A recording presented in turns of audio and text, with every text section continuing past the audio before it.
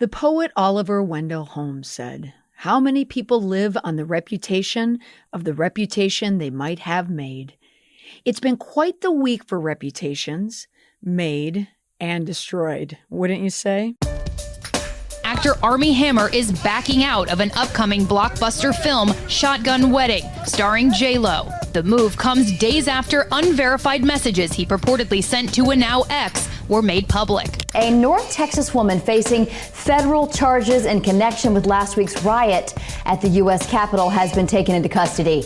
Investigators say Jenna Ryan live streamed herself entering the U.S. Capitol. Premier Doug Ford is among the leaders facing growing pressure to curb the crisis. Today, his finance minister stepped down hours after arriving home from a Caribbean vacation that went against pandemic guidelines.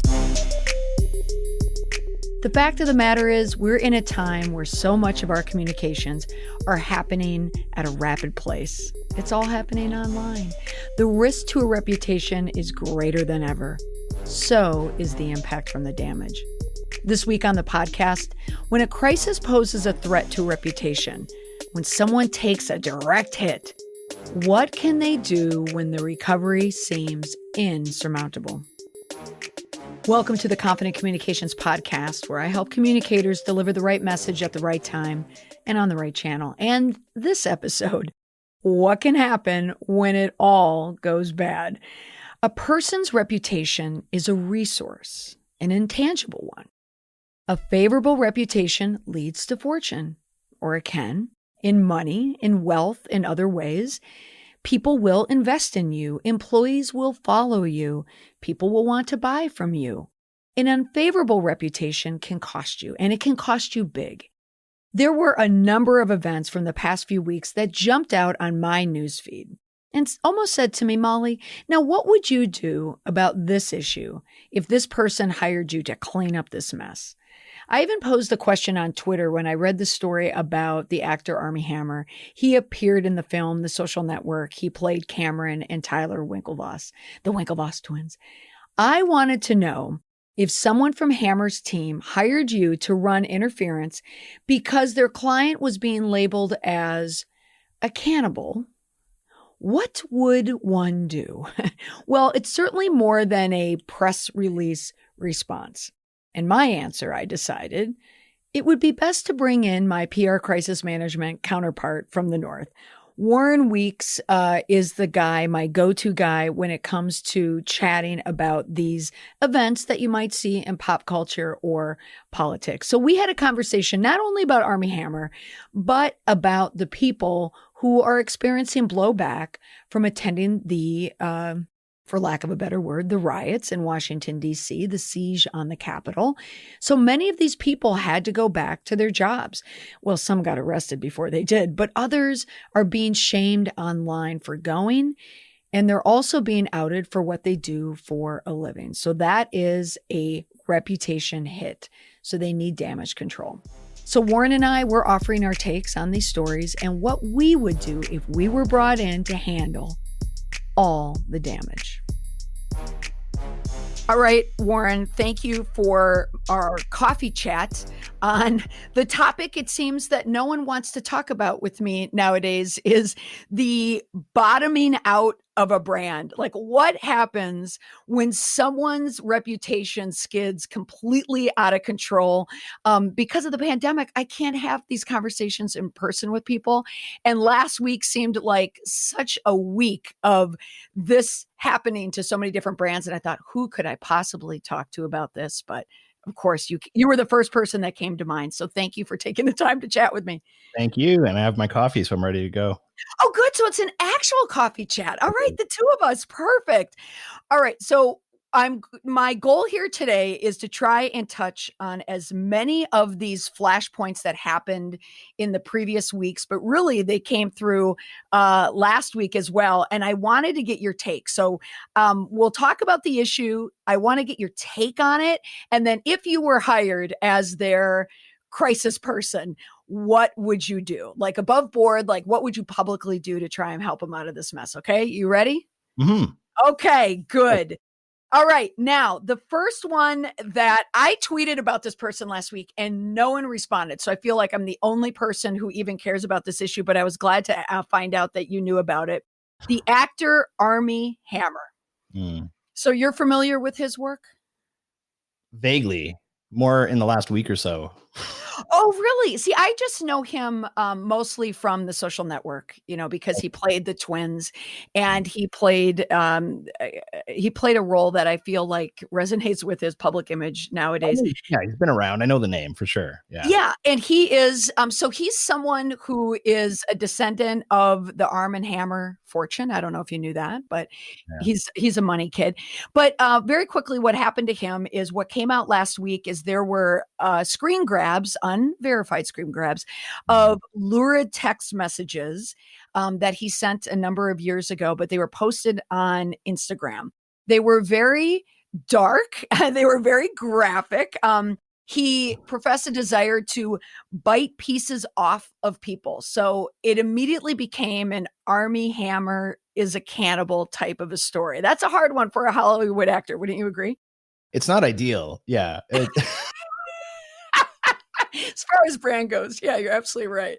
Yeah, cannibalism is kind of up there with the the faux pas of society these days. And so I looked into the story, checked it out. I'm like, there's so much that's uncool about this. Does he actually want to chop people up and eat them? Who knows? But like, there's the whole privacy. Can you have a private DM conversation with anybody these days without it getting screen grabbed and sent off? Do you have to have NDAs with everyone you connect with online? But yeah, this is going to be a reputational hit for sure. I don't think he's done anything social media wise since then.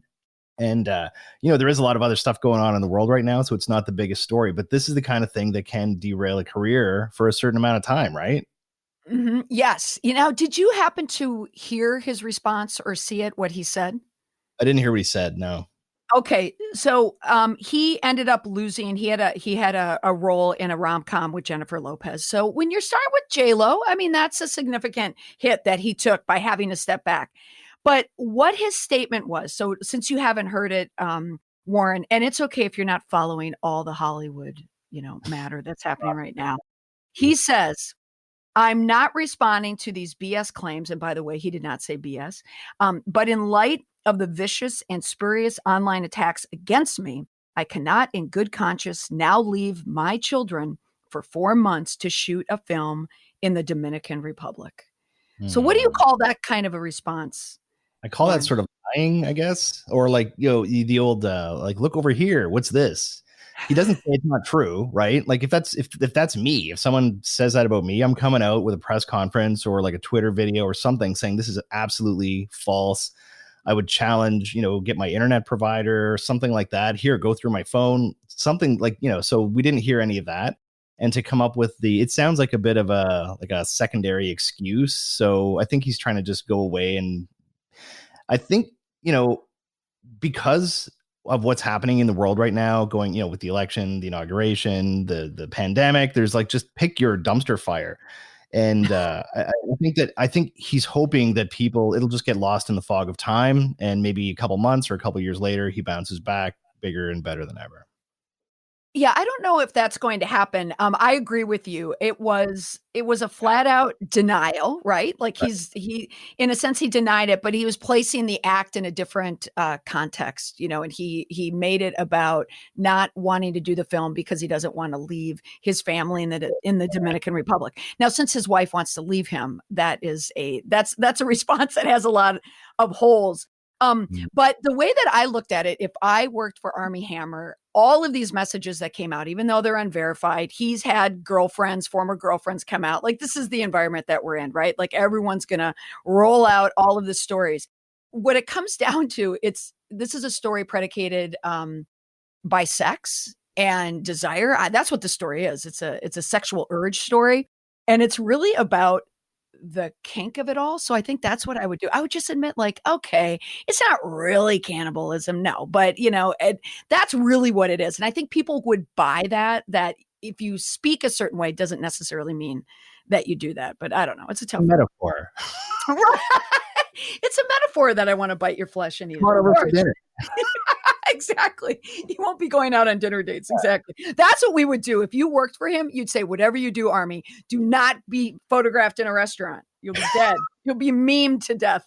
All right. Okay. So moving on now, because you are in Toronto, we have to bring in the politics of Canada, the politics of Ontario, with everything going on in the US right now. There was an interesting story that, of course, you alerted me to because you tweeted about it, but it had me written all over it. So tell the story about a tweet that went wrong. Is this the guy who went on a little vacation? A little vacation, yes, during quarantine, yes. Okay, so in the months leading up to the Christmas holidays, the Ontario government, that's where I'm from, Canada, Ontario's province in Canada. I know the United States. They don't care. They don't know where it is. Yeah. Of course. And I get it. So very vigorous stay at home, don't travel out, very almost like to the guilty, like, call the cops if you see your neighbors with some cars in the driveway. It's been really, the numbers have been going up, obviously. And so the government drafted this legislation, and right before the Christmas holidays, my kids came home with all of their stuff from school. And they hadn't really announced it yet, but the indication was that they weren't going to be going back. And obviously, everyone, they're downstairs right now on virtual school. And so all these politicians were saying, stay home, stay home, stay home. And then it occurs, someone leaked the story that this cabinet minister in Ontario, his name's Rod Phillips, had he'd gone away. I think was he the guy that was in Hawaii? He'd gone on a trip, a tropical vacation for St. Bart's. He was in St. Bart's for a couple of weeks. And that's, people are like, oh, the guy went on a trip. It's his money. It's his life, whatever. He's taking a risk. Okay, that's fine. But his Twitter feed, he had gone, I have to tip my hat to the guy in a way, just for the effort. Before the holidays, he went out and he was photographed with a bunch of business owners, shaking their hands, giving them a gift in front of his Christmas tree, reading a little book. He had a little gingerbread house there, and he had someone on his staff or himself, like, putting these things out one day at a time, as if he were actually in town celebrating. And there's that one tweet that says, at this time of year when we're all making sacrifices and staying at home and blah, blah, blah. Meanwhile, the guy's like suntanning on a beach. And so that became that's what a Canadian scandal looks like, by the way. So you guys have much cooler scandals in the States.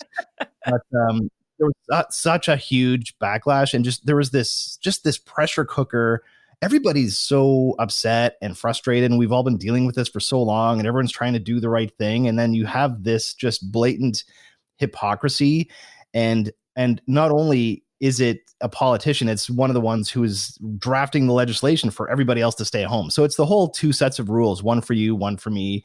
And I think the guy hadn't been back more than a couple hours, and he was out of his job. They said he resigned, but I don't think he had a choice. But to me, that's just unconscionable. Well, and he was one of a long line of people who did the same thing, and not just travel, but the rub is, well, they were speaking out of both sides of their mouth. They were telling people, and in the case in the US version is the White House Coronavirus Task Force Coordinator, Dr. Deborah Birx. She was someone who told people, obviously, not to travel over Thanksgiving, the US Thanksgiving, and she went to Delaware and traveled with her family. And she ended up stepping back and resigning as well. So, yeah, it's the people when they're in the position. Now, what's interesting about this one, though, Warren, is that this crisis, if you will, spread, and it spread up to the Premier, Doug Ford. And how did he respond? What did he have to do? Well, Doug Ford really has ignored it so far. He has been in a bit of a cone of silence over the last certainly couple of weeks, maybe a couple of months. He used to be doing daily briefings, folks, we can do this, very folksy backyard barbecue, buck a beer kind of language.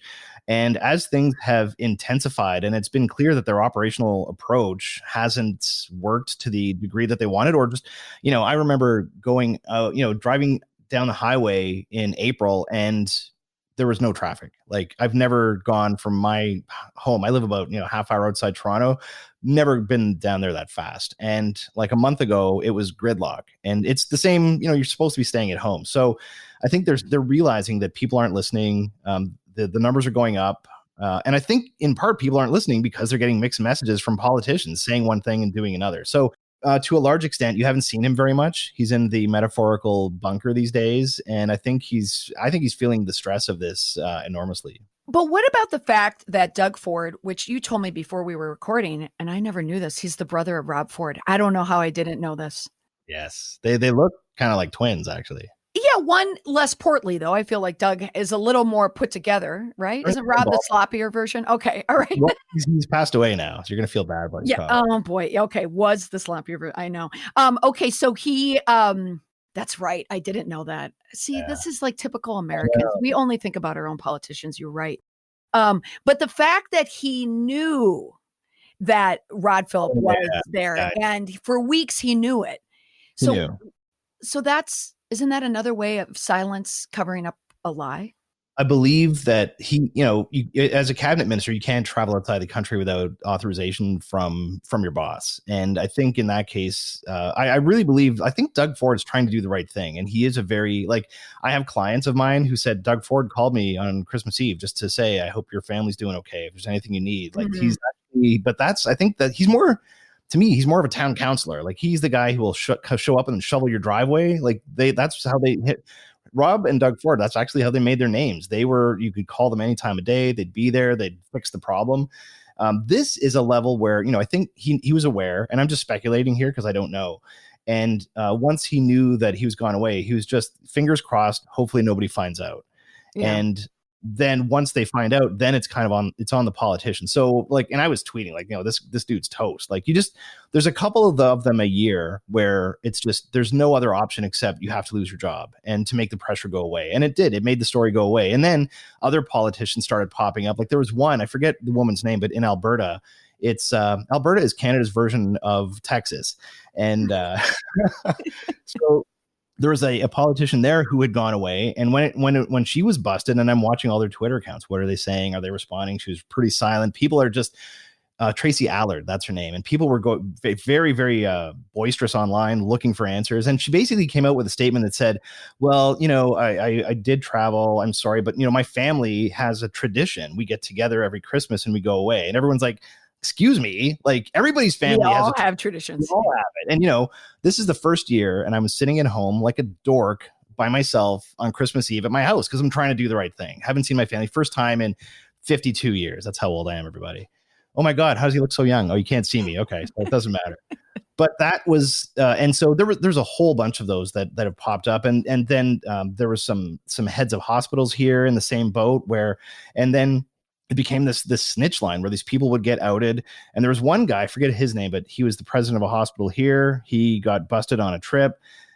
They fired him. But then because the board had approved his trip, he ended up getting $1 million package from the hospital. So not only does he get his exotic getaway, he got $1 million, and he's riding off into the sunset now. Wow. Yeah. So I think, there was certainly a spike of people who were caught up in this. And I think there was a lesson learned. And nowadays, I don't feel as that people are going to make the same mistake because they know that excuse just doesn't hold water of, well, I needed to see my family. And there's so many of them, but I'd be surprised if we see more of them. I think people have learned their lesson on that. Now, speaking of people working for a business or running a business or the head of a business, who traveled down to Washington, D.C. to attend the rally. This is going to be a very narrow-minded American question, Warren. Did people in Canada or Toronto go down, even though they're not American, but just the idea of this revolutionary take? Did any Canadians go down there? Some did, some for sure. I've seen on Twitter. I don't think it was a ton, but there were a few. Okay. And I saw definitely some people here, and they're fight the power, MAGA, all that stuff. Do not tread on me. Okay. Yes. Yeah. So now for a lot of the businesses, and I know you followed this. Okay. The people who went down there, the people who got caught up in the movement, they live streamed, they took photos, a lot of them business owners. There was a case of, the woman, Jenna Ryan, I believe her name is, she was a realtor from Texas, and her and a few people rented a plane and they flew privately to Washington, D.C. And she was taking photos.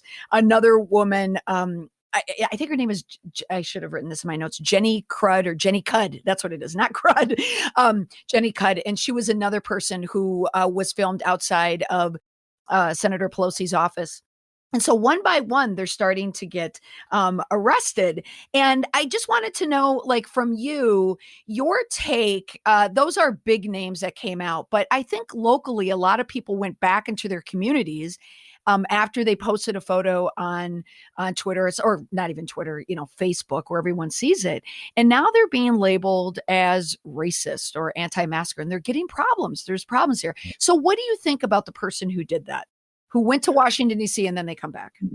So there's risk and reward to everything in life, right? And to me, it's like, to me, this is like a childlike decision that you're going to go and be part of this thing. And like, what did you think was going to happen? Like, do you know how technology works? Like, does anyone who's been at a concert or any, when people get together on the streets and they support their team back in the days, like there's high resolution, high definition images of every single person. Like we had a hockey riot here. That's the kind of riot we have in Canada. We have hockey. There's been, I think, 3 of them to date. But Vancouver Canucks lost to Boston Bruins Game 7, and they had a riot afterwards out in the streets. They're flipping cars and burning buildings and stuff. And, dudes with Molotov cocktails and masks. And they arrested 300 or 400 people from that over the next, like they could zoom in to like your eyebrow hairs, like super, super. And then you have your cell phone information, like everyone who had a phone on in there and is broadcasting that. So like in the chess match of life and business, like what did you think was going to happen? Like, how do you think this is going to play out? And so I would always be thinking, what's the worst possible outcome? And if you go down there and get outed, I thought there was some woman, I forget who it was, but she basically said like, well, President Trump told us to do it. Now they're blaming him. Like he told us to come. Like we're just following his directions. And so I think those people can expect a reputational hit, and maybe it decreases their business a bit, or maybe it goes up with a certain audience. Like who knows? They could just lean into the far right thing. I have no idea, but it's like that's something you would never find me, and I don't think you likewise would be anywhere near something like that. Just the controversy involved. Oh, no, not at all. And I should have known that you brought this up, and I never thought about it. And I have to take a pivot here for a moment. The sports riot. I mean, oh my gosh. I remember in the Red Sox riot, it was in 2013.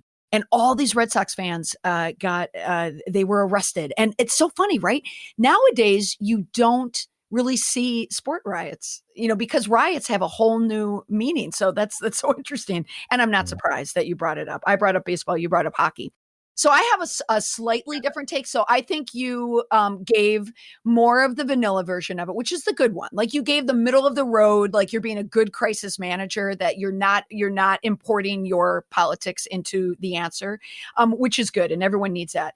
Not that it was pablum, but it's just more of, hey, I'm just looking at it from both sides of views. And I'm the same way, right? I'm always the same way. But when it comes to this mega rally, if you will, and where it came local, for me, people were tagging me on Facebook about a woman where we live. She is a yoga instructor. She owns a yoga studio, and she traveled to Washington, D.C. to, attend the rally. And then she came back and started practicing yoga. Like people were going into her yoga studio. So it's 2 issues, right? It's not just the political, but it is the anti-masking movement behind it. So she was taking this double hit, and people on Facebook were tagging me to ask my opinion on it. And I thought, there is no way I'm jumping into this fray. Like, no way, no good can come from this.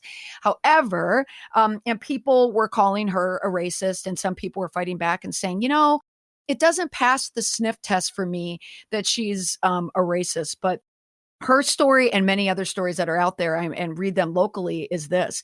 If you are a person who either owns a business or a known brand, in one case in Maryland, I saw the story of a kid who's the police chief's son, I believe, went there. And there's a lot of blowback. And the question is it fair?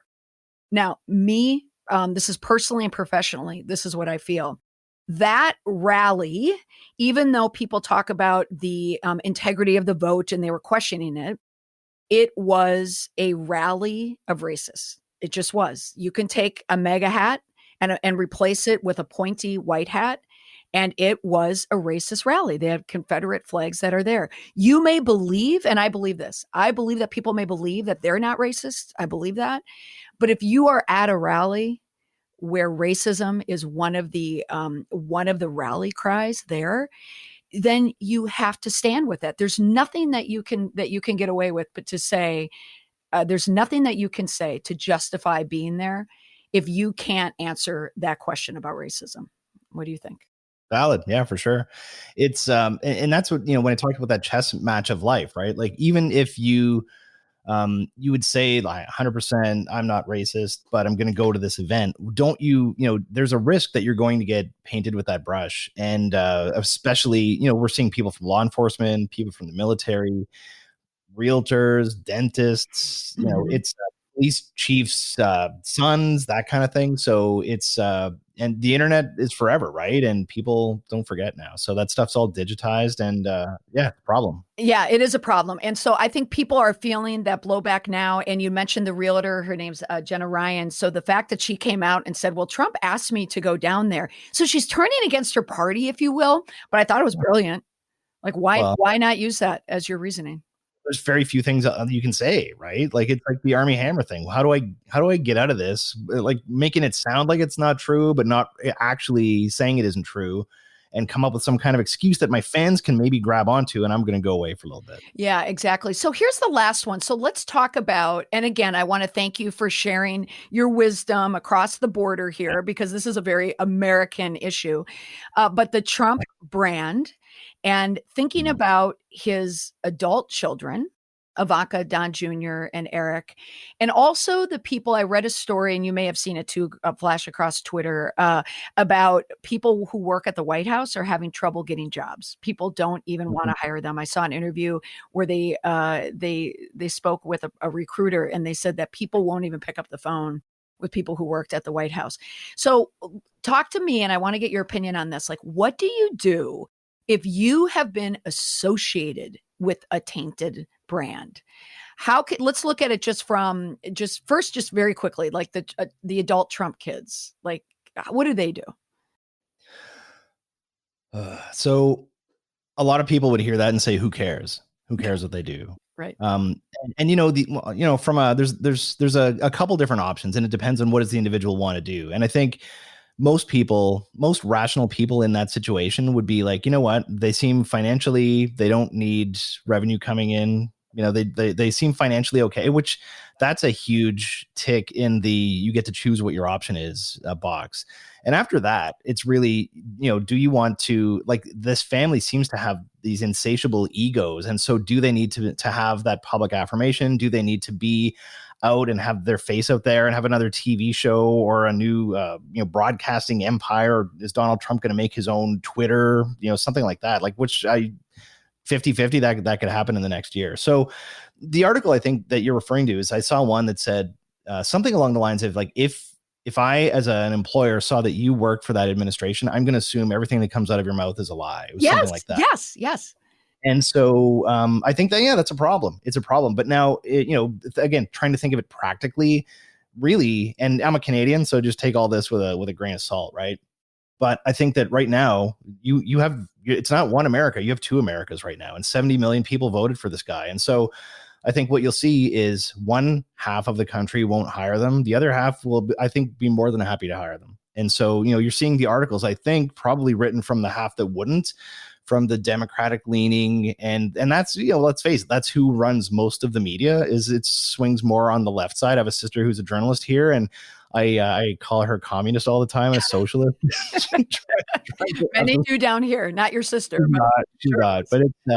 But there is that leaning for most of the mainstream journalists. And so I think that there will be some issues for some folks. I'm not worried about his kids at all. I think that they'll be fine financially. Reputation wise, it depends. Like I can easily see the option where they just kind of go away, have their money, live their lives. But I don't think that's going to happen. They have these egos that need to be fed. And who knows? Like what has happened in the last couple of weeks is absolutely exhausting. It's just I'm watching this on TV. I'm like, and I just see on Twitter, turn your TV on now. And I turn it on. I'm like, I couldn't believe what I was seeing. Right. And so it keeps going. I remember when Trump was elected and people saying, oh my God, this is the worst. And I'm like, how bad could it, like, it'll be a little awkward maybe at times for 4 years, and like had no idea where we're going to end up. So I think half the country, the 70 million people who voted, there are people who, and if that's not the case, then you have to start small. You're not going to be working for something of a huge profile. You might have to start with a small association, or just you can rebuild yourself, right? Americans and people in general love tearing people down, but we also love a comeback story. Look at Winona Ryder, who's written off. She's a shoplifter, and now she's the mom on Stranger Things. Robert Downey Jr. was a burnt out actor at risk of death in like 2000, and now he's Iron Man. He's like the anchor of the Marvel universe. So there will be opportunities, but I think right now, and to me that's the bigger issue that the States is dealing with, and I'd be interested in your take on that. Is that two Americas piece? So I think they have the ability to work in one. Yeah. And okay, so I wanted to talk about the Trump kids, the adult kids, because you led into exactly what I wanted to get out of it, which is you can use them as a blueprint. And you had mentioned Ivanka, what she's going to try and do. I absolutely heard that she's already pitching TV, cable TV, to get a reality show, which would be brilliant. I do think Don Jr. and Eric, they're going to try and be a part of that mega brand where Ivanka, who's likely going to run for office down in Florida, will try and slightly step away from it, because she is the polished version of the Trump. She had money, she had class, she had her brand. I mean, I love the video of the woman that just came out this week, even though it was from years ago, that wanted to speak to the manager at Nordstrom's because she was canceling her account and going to Dillard's because you're dropping the Ivanka line, which is so ironic, because you wouldn't even put Dillard's in Nordstrom's. In the same breath. And I'm sure the head of Nordstrom's was laughing along with it. But Ivanka will try and make a sidestep there where she will, and this is what you talked about, you reinvent yourself, correct? Like you have to build something new, where I think Don Jr. and Eric are so enmeshed in it. So if you are a person who either worked in the administration, or you're just a Republican who is known as a conservative, maybe you have a business that, that's known for that. I don't think you have to necessarily denounce your ideals, like as a Republican. I think there's two parties too. There's the Trump party and there's the Republican party. It's interesting about the inauguration, and I completely forgot this. I was there.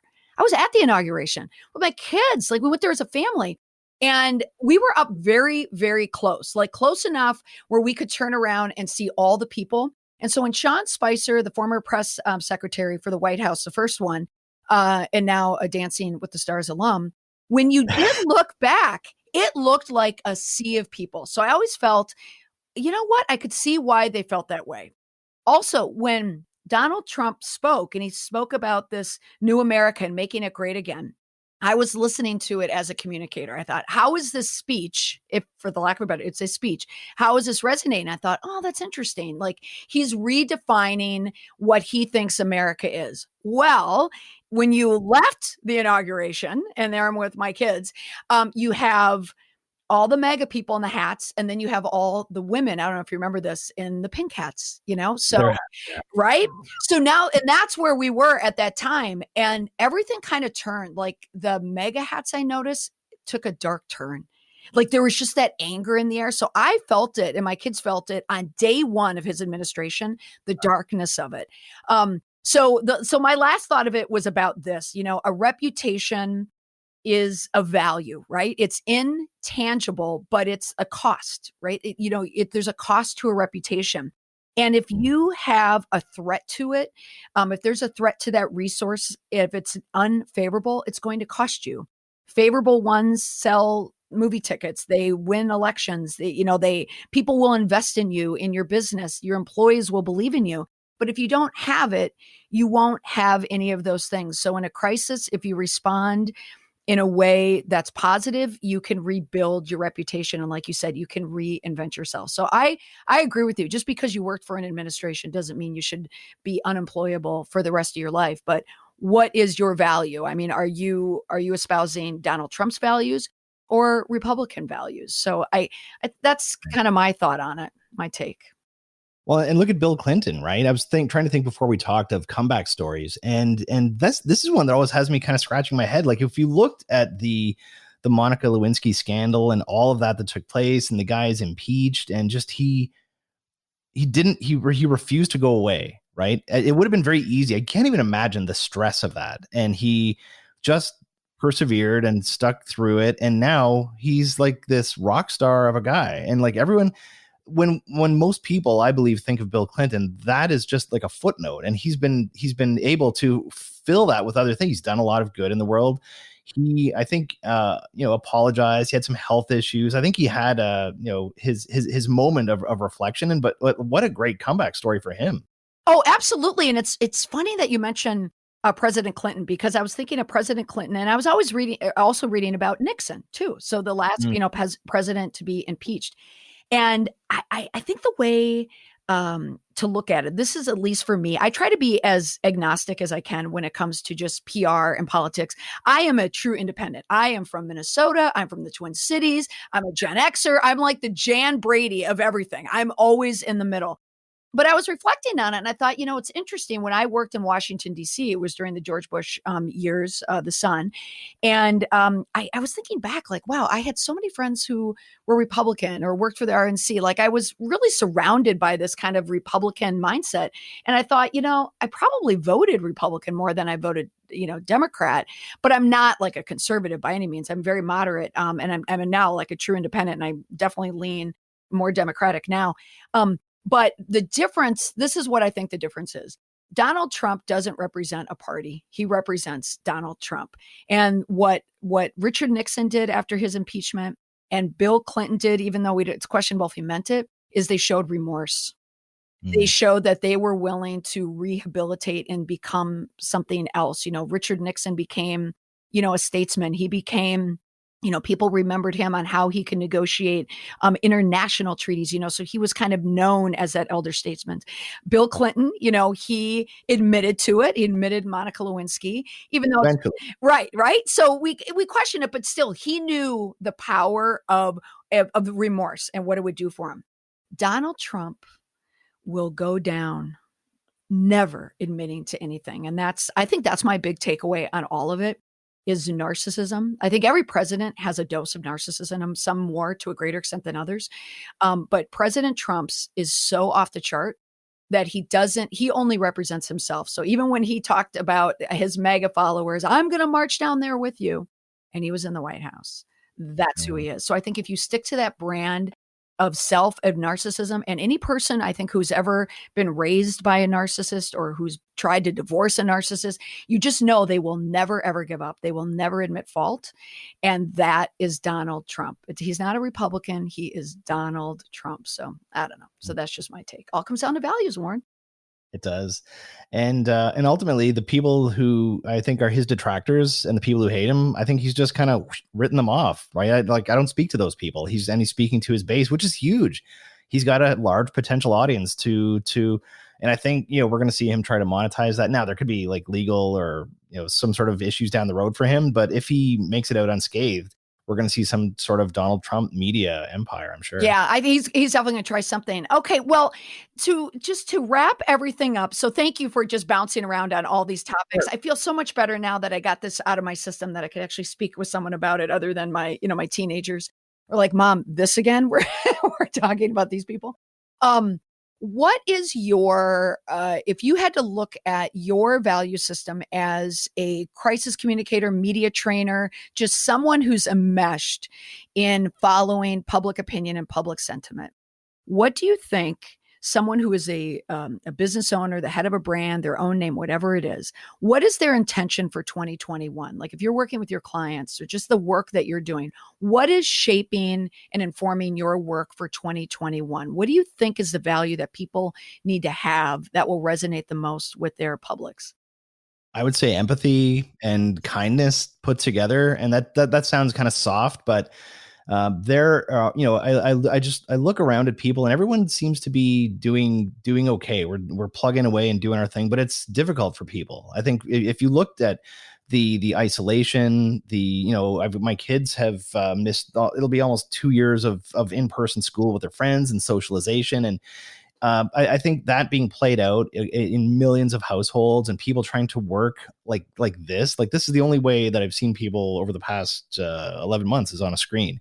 And I'm not saying that, like my problems are not that bad, but on the whole, and then you go down to people who have lost businesses, who've lost loved ones, who have chronic illnesses, you have the drug issues, spousal, domestic abuse, like all of these things that are just being accelerated and heightened because of the pandemic. I think that demonstrating a heightened sense of kindness and empathy is like, you should always do that. But I think now, and I think that can be done in tandem with trying to provide whatever your service is, whatever your product is. But I think just having a real, actually caring about your customer, not just saying, you're our greatest asset, or your employees for that part as well. Like, check in with your employees, make sure that you're providing those things. And it sounds kind of, mushy and sort of motherhood, but that would be, to me, the big secret sauce for 2021 is empathy. Warren, this is why we connect, because that's my word too. Absolutely. It's empathy. Wow. It is, and empathy to me, I think people confuse it, they confuse it with sympathy. But right. Empathy is the act of putting yourself in someone's shoes and seeing them, putting on their glasses and viewing the world from their perspective. Business leaders, business owners, anyone managing a brand, if you communicate based on your key public's needs and wants, fears, problems, then you will be able to communicate through anything, whether it's proactive or reactive in a crisis. It's understanding that. And I think the problem with President Trump is that he's the antithesis of it. He does not see it from the perspective of other people. He only sees it from himself. So if you follow from ego or narcissism, or a leader, if you work for a leader who has that, I think it will be a very challenging 2021. I agree. Warren, thank you for allowing me to get all of this out of my system. It is always so much fun to speak with you about these issues. So thank you. Likewise, really enjoyed this. Thanks so much. Okay, we'll be in touch again, because I know there's going to be something else right around the corner. I want to thank Warren Weeks for joining me on the podcast. You can find him at mediatrainingtoronto.com.